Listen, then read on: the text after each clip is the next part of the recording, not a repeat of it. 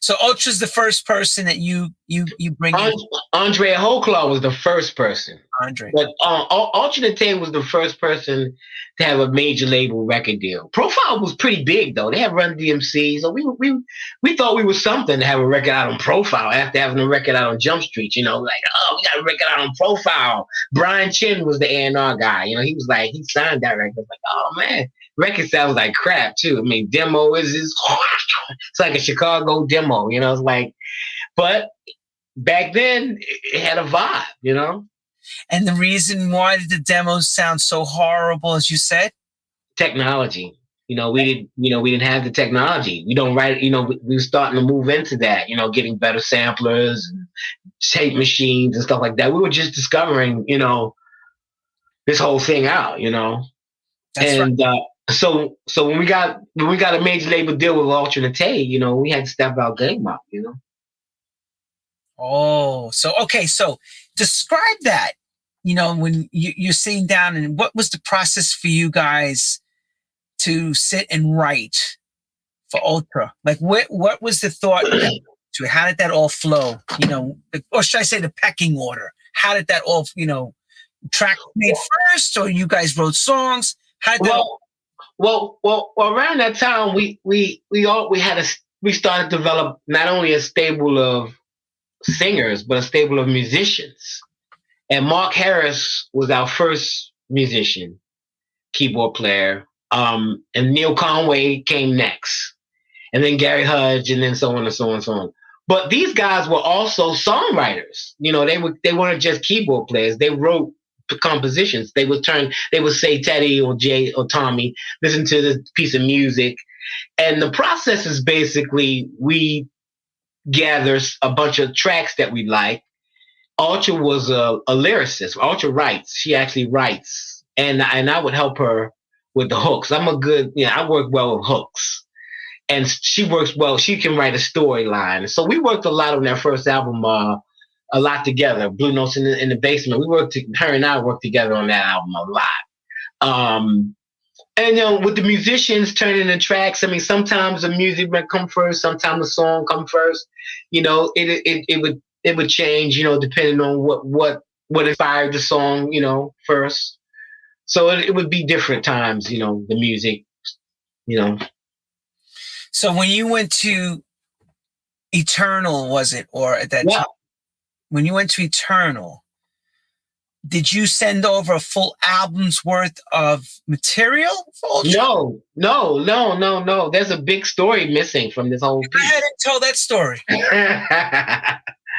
So we have a relationship with Cynthia Cherry at Jump Street Records, and she has an A&R position after she left Jump Street. She moved to London, and she's Peter Edge's right-hand man who just started this label called Eternal over in London. And Cynthia Cherry is the A&R. So that was a bidding war for Ultra's first record. It's over now. We did the demos, and Tony was killing this record. This is, again, Tony Humphries.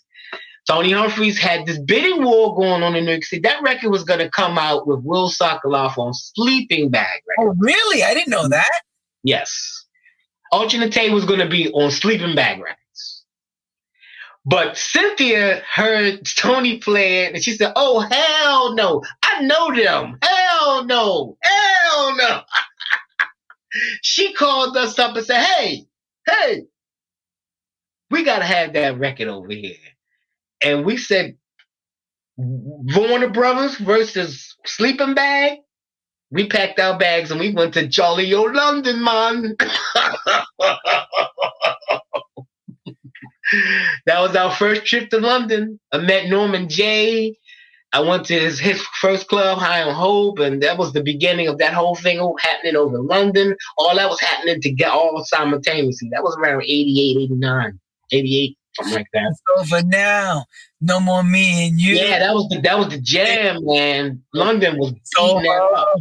And big posters of Ultra in the subway, and it was just bananas. So Cynthia Cherry is responsible for us having that deal. I mean, she came in the last second and swooped that deal.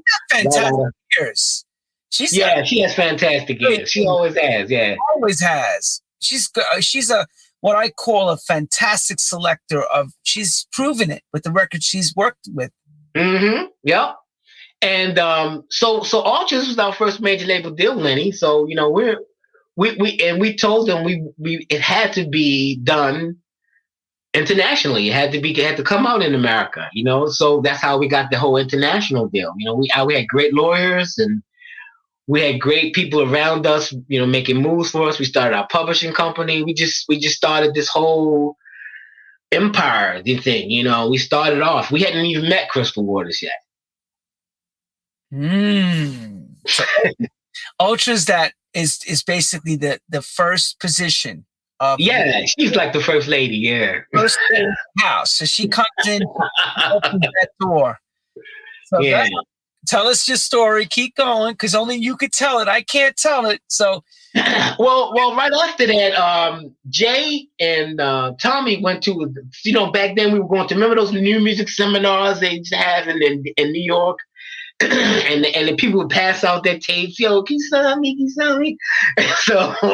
So they went to a seminar in DC, and I didn't go, but they came back with a bunch of tapes, and we listened to some tapes. And one of the cassette tapes was a group, a duo, Modern Art, girl and guy dudes, Crystal and a guy named Bert. And they were doing like this swing out sister type thing, jazzy thing, which I'm into. I love all kinds of music. And I was like, wow, her voice is dope. But the songs, it's not that happening, But she's dope. Let's just let's just give her a call. Let's just meet them, So they came in. Long story short, we broke them up because what we really was interested in was Crystal. She wrote really interesting lyrics, and we had our deal with Ultra, of course, with Warner Brothers. So we asked her to write some songs for Ultra. Oh, she wrote, Crystal Waters came in to. I dug her voice, but I really dug the vibe and everything. I said, well, maybe she could write some songs for Ultra. She wrote Gypsy Woman. Neil Conway wrote the track. We gave Crystal. That's how that process. Neil Conway wrote the track. We produced the track. We gave the track to Crystal. Crystal wrote the lyrics. We gave it to Ultra. Ultra recorded. I have that demo around here somewhere. Oh wow! But nobody could sing it like Crystal. And we said, Crystal, you have to do this record. Nobody can do this shit. Nobody can do what you're doing. Nobody can do this slurring the voices and all that whole vibe, Eartha Kitt type thing. Nobody can do that. So she did it and she cut it and she sang. And there's only one line is as she said there, singing for money, and she stopped. And Tommy and I were like, hey, we hit the button. Hey, do that again. Like, do that a lot of times. Like, just keep doing it. Just keep doing it. And that's how that whole that's how that whole thing came. Because that when she did it that one time, it was like, woo, that's rocking. Hit the red button again. Hey, do that again. So basically, coming back to what I said earlier, we took this is the night I had a residency at Wayne Davis left Odell's, and he had a club called Club Fantasy, which he built from the ground up. And I had a night at Club Fantasy on Sunday. So one night we took that cassette, Gypsy Woman. She finally did it. We took it.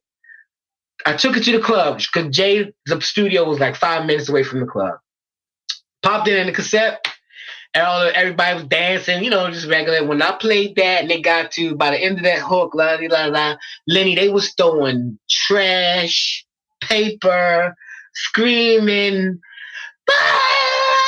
I'd never had so much shit thrown at me in the DJ booth. I played it like at least 2 times. I know I played it twice. And we knew then, oh man, this record's special, but we didn't know that this record was going to be like a gold record. Blah, blah, blah, blah. We just knew that, you know, the Queens was going to have something. You knew you had something. I knew that the community that I was playing for was going to go crazy from that one night. And then it was the new, and then it was Miami coming up, the conference where it was dope back then, and when the music conference, and the party was in Fort Lauderdale, I'll never forget it. And Danny Tenaglia was the DJ, and he was the first guy to have the test pressing. Bruce Carbone gave it to him. He did this major party in Fort Lauderdale, and that night, when all of my peers is there, because at that time we all went to the same parties. It wasn't this segregation, this and that. We all went to the same parties. We all hung at the same pool parties. We all hung together, and that's what made the whole winter music thing. The winter music, if you didn't go back then, it's nothing like it was back then. Oh no, you can't even compare it. No, right, you can't even compare it. But one pool, you would do more things by the pool in the daytime and deals than you could even dream of. Oh man, it was so lovely. I got a picture that I wish I could find of just all of us by the pool, like a young Louis Vega. He was little Louis Vega then. Frankie, David, me, like all of us, like hanging around, just chilling. But Danny Tenaglia killed that record that night, and Frankie went back to New York, because he had a residency at Sound Factory. He had just come back. Frankie Knuckles back from Chicago, back to New York. And and then Timmy at Shelter. And then when it got to New York, it was done. It was Timmy at Shelter and Frankie at Sound Factory. Once we left the conference, it was over. The record was... It was a wrap. Well, I remember on tape. I actually remember it was rolling around on tape because I had it on a 1/4 inch. I remember Camacho had it. I had a few of us were playing it hard. Nobody knew it was yet. It wasn't signed. There was a demo version of Crystal Waters that was floating around. Always some demo. I got major stories about my music being floated around before it actually comes out. I remember playing that thing at Wild Pitch. That's how crazy it was, on a 1/4 inch tape, on a tape machine, Techniques reel to reel. Before we knew what it was. He says we knew it was Basic Boys. We knew it was, they called it La Da Dee Da Da Da or something like Gypsy Woman. We didn't know yet about Crystal Waters until all of a sudden that Winter Music Conference happened. The music conference, man. Danny Tenaglia, man, that's my dog. I love Danny.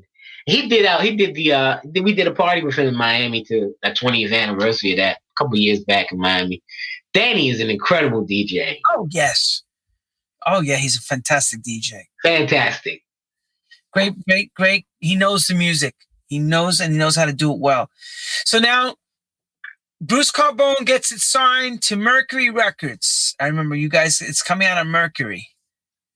All along, I'm DJing. I really probably didn't talk much about that. All along this process, I have residencies. I had I didn't have a residency there, but I frequent Odell's, as a kid going there as wanting to be there. Then I actually had the chance to DJ there. I opened up for T. Scott. It was my opening night. Lodi Holloway did a PA, and T. Scott. Oh my God. Lenny, I thought I was in. I was. No, I know, because these are iconic. And I love T. Scott. T. Scott, I think his style of DJing is wild pattern my style. I think my favorite DJs growing up was Mandrill. He was the DJ at the clubhouse. T. Scott. And everybody loves Larry, of course. But Larry, I went to the garage because Larry's programming was the best thing ever. His programming was incredible. But I've seen kids sit in the floor at the Paradise Garage, you know what I mean? Play cards and shit, so Larry, to me, but if Larry wanted to turn it out, he would just turn it out. He could turn it on and turn it off, but the guys who inspired me was T. Scott, man, Tony Humphries, and Mandrill. When I was growing, those were my favorite DJs. And those are some iconic DJs right there. So yeah, man, it's talk about turning a room out. I learned from Mandrill. I learned how he was the first guy I see use 3 turntables and actually use them, not just have them just for the show. Where one night, you know, he would be playing like Love Hangover. One night he was playing Love Hangover, and you know when she goes, "Don't call the doctor, don't call." Well, on the 3rd turntable, we had a phone ringing, and the club went motherfucking bananas. And he would just back you and don't call the doctor, don't call the preacher. And he would just run that back, don't call the doctor, and the phone ringing on the 3rd turntable. If you talk about turn the room out. That's what I'm talking about. You see, you said you're describing a moment. I've talked about this where I've heard people play, and those are moments you just never forget it. Never forget it. You can hear the crowd going wilder. News pulling their heads out, you know. And back then we had bullets in the ceiling. And Bertha's on the side. So you imagine that dynamic between the bullets and the subs and the JBL bullets in an array. Oh my God! They were in an array. Yeah, the bullet tweeters. Or some clubs had them in a round. Yeah, an array. And he means those bullets. They actually look like a bullet if you've never seen it. And when we were kids, they used to have them in green. And they had them in the crosswalks, and people used to go around. Right. They used to couldn't afford them. I used to see my friends had green bullets, and I'm going, I know where they got them from. Because they all went to the clubs in the city and saw those bullets, and boy. Somebody asked, where did Mandrill DJ? Can you tell them? The clubhouse. Yeah, because residency. I went there every weekend.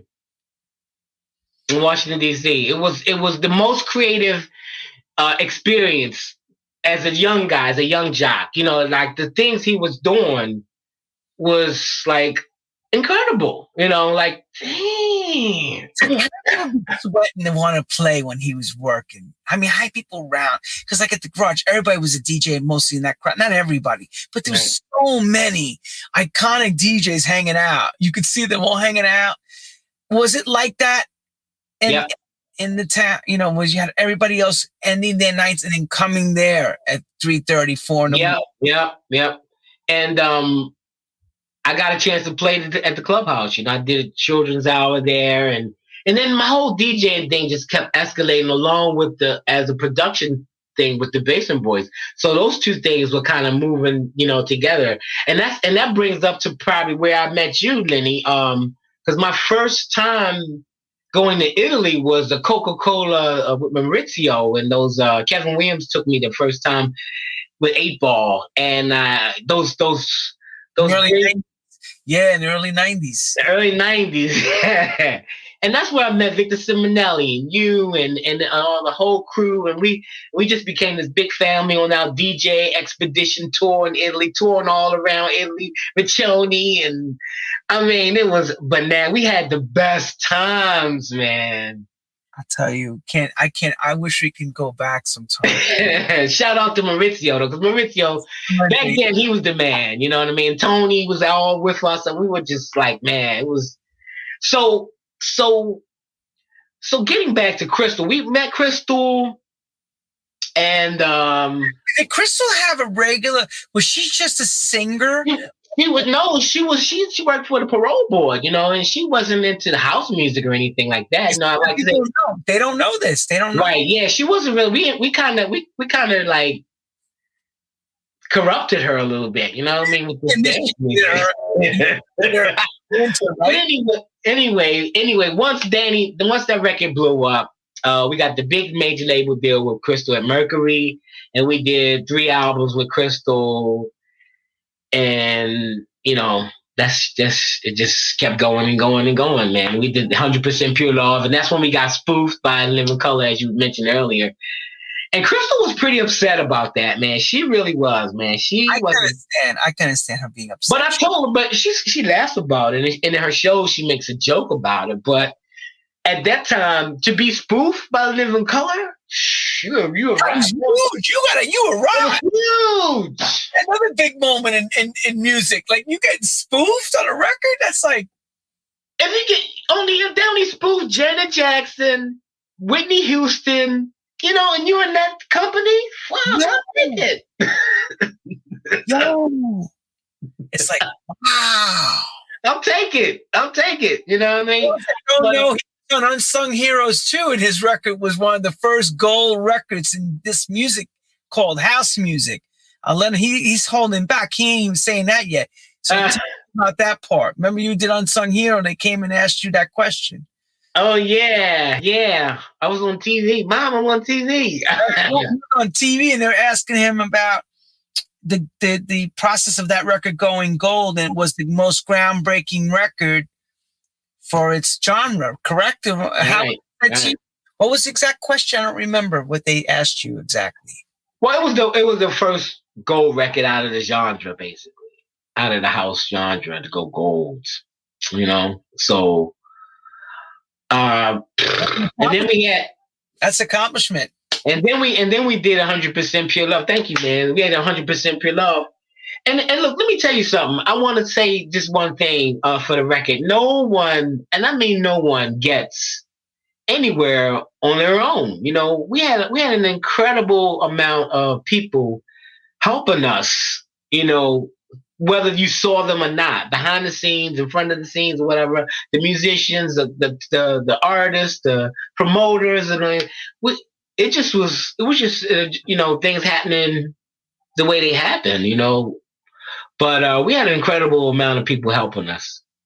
How many would you say? Because I always say it takes a good village of people to make good village. I mean, just the stable of like Spen had entered the picture right around.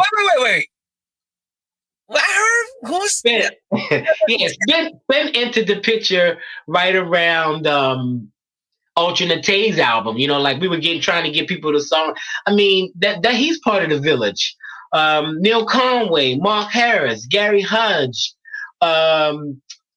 There's an incredible amount, maybe a 10 or 12 players of people, singer-songwriters or whatever, that's been around. Let me ask this question. You're familiar, of course, I'm not going to insult you. You're familiar with Philadelphia International Records, right? Gamble and Huff. Sure. Okay. So was the thought process at the time when this was all coming together that you were going to muse yourself after what they did, being a black company, being the disco thing? Was that part of that mapping in your mind? We all of us as black entrepreneurs wanted to be Berry Gordy. It was really about being Motown. Even Motown. Yeah, it's Motown. But we didn't want to make records that sound like Motown. We want to make records that sound like Dr. Love. No, but we all wanted that.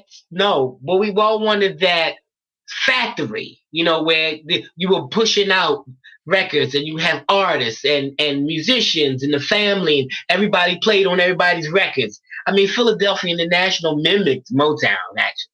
So, they just modernized it, for the times. But it all goes back to the model, the man, Berry Gordy, So the model, like the Model T of Ford, it's like the model of Berry Gordy. Yeah, Berry Gordy is the model. Motown Records. That's right. And we all I taught Spen how to do it. Now he's doing it with his own label, Quantize. Which I'm very proud of him, man. A lot of people, bro. I know, man. When I sit back, then you want to take credit for it. We know that you meant it more than you want to say. I know that. But it makes me feel good when I look back on all these careers that I feel enormously. I have a lot to do with. These people are talented anyway. Look what they have to make it once you leave the Basin Boys Productions. Look what Ultra's been able to do once she had her wings and Crystal, and they've all been able to still maintain careers. And now Spen has his own label, so it just keeps growing and growing, which just makes me feel even better. So as now you feel really strong, and you should, and be very proud that you are part of iconic history of dance music. Are you getting approached to do remixes? Are a lot of artists coming to you at that time from Europe, around the world? Are you guys getting calls? What's Yep. the story? We started to, after Crystal's second album, 100% Pure Love, we built this $1 million facility. That SSL board you got behind there, we had like a couple of those, and Spen had his room. We had 2 studios. We had the main room, which is our room, and then Spen and Charisma joined that. Actually, Maurice Fulton came first, and then Maurice Fulton left. He moved to London, and then Charisma came in, and Charisma and Spen started making records in the B studio.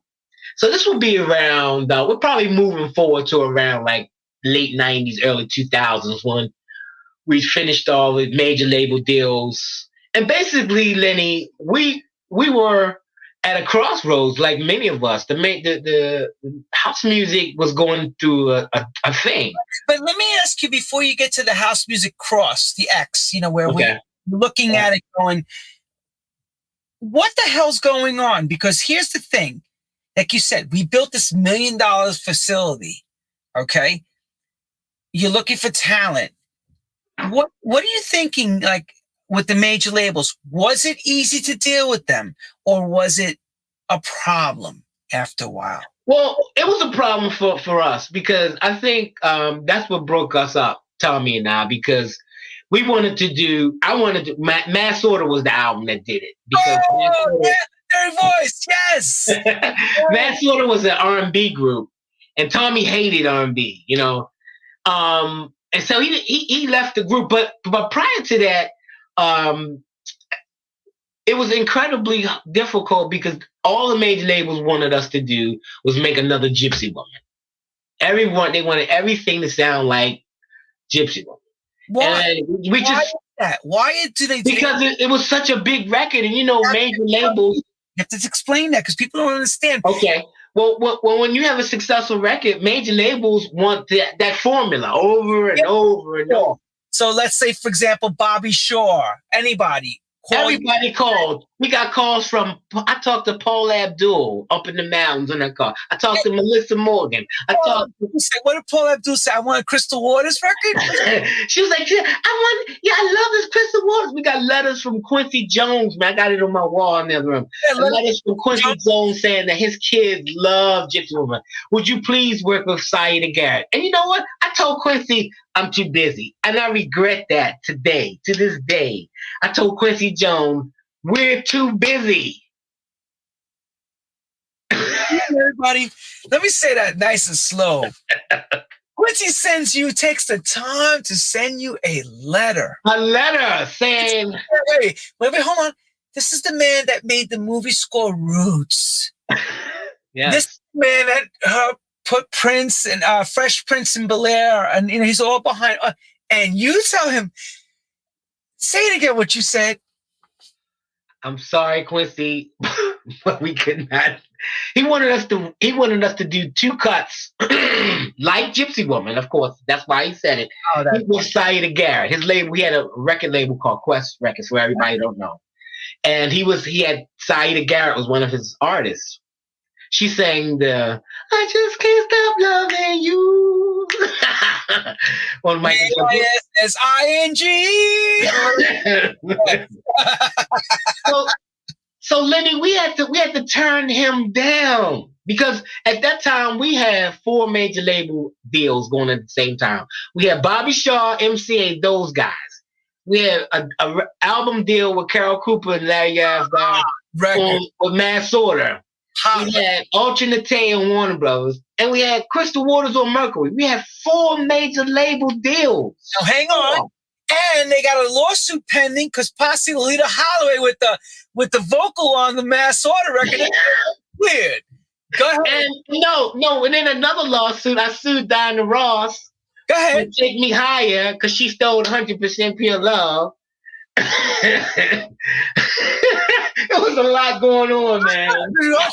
So are you going to work with a suit and tie on, or a t-shirt? No, I had an ulcer. I went in the hospital. That's what happened. See how you leave all that out in 2001. What? Where's all this story in between? I want to know. We got nominated. We got nominated for American Music Award. We're sitting in the audience. Luther Vandross in front of me. I mean, it was amazing, the whole thing. The year before that, I couldn't go because I'm in the hospital with an ulcer. I think we lost the CNC Music Factory, Gonna Make You Sweat. It was terrible. But we got nominated. I mean, there was a lot going on, man, but it took my health. And I was heavier than this back then. I was like 270 pounds, you know? Anybody knows me, I was a lot heavier than this. So that was, I guess, the ulcer was a life-changing moment. Oh yeah. And then what else was a life-changing moment? My friend David Morales, I love him to death. We were all at dinner one night, and Frankie had just got diagnosed with diabetes, and he pulled me to the side. He said, "Look, Teddy, I want you to lose some weight. You don't want to be like Frankie. You don't want to leg. You want to start thinking about your health." And he don't know to this day. I hear those words in his head. That resonates. That's all you need to hear. That was the define. And then, of course, us losing him, which yesterday was 7 years. He's gone. Right, buddy. Yep. And David didn't have to do that. Oh wait, bro. Wait. True House Stories wants to understand this. You hear Diana Ross takes your vocal, the track. How do you feel? Come on. Yeah, cha-ching. I can get that. Before you get to the cha-ching,